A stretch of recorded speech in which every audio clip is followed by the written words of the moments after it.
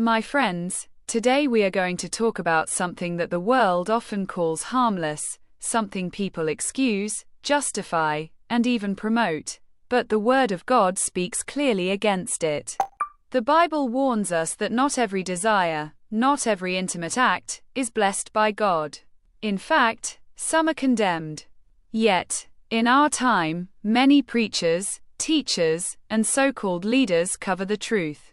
They say, it's natural, it's harmless, God understands. But listen closely, when God sets a boundary, it is for our protection, not for our restriction. In 1 Corinthians chapter 6:18, the word says, "Flee from sexual immorality. All other sins a person commits are outside the body, but whoever sins sexually, sins against their own body." This is not a suggestion. It is a command. God is telling us, intimacy outside His design is destructive. It breaks not only the body, but the spirit. Yet the world says, do whatever feels right. They preach freedom. But it is a false freedom that leads to chains. They preach acceptance, but it is an acceptance that leads to destruction. What they call harmless, God calls sin. The truth is, intimacy is sacred.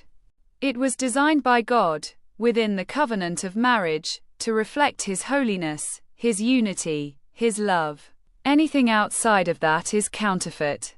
And a counterfeit may look close to the real thing, but it has no true value. Romans chapter 1:24-25 warns us, "Therefore God gave them up in the lusts of their hearts to impurity, because they exchanged the truth of God for a lie." This is happening today. People exchange truth for lies. They call evil good, and good evil. They tell us that God's commands are outdated. But His word is eternal. What He forbids is still forbidden. What He blesses is still holy. So, brothers and sisters, do not be deceived.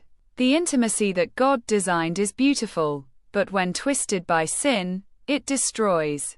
Do not follow the crowd. Do not believe the false preachers who water down the truth. Stand firm on the Word of God.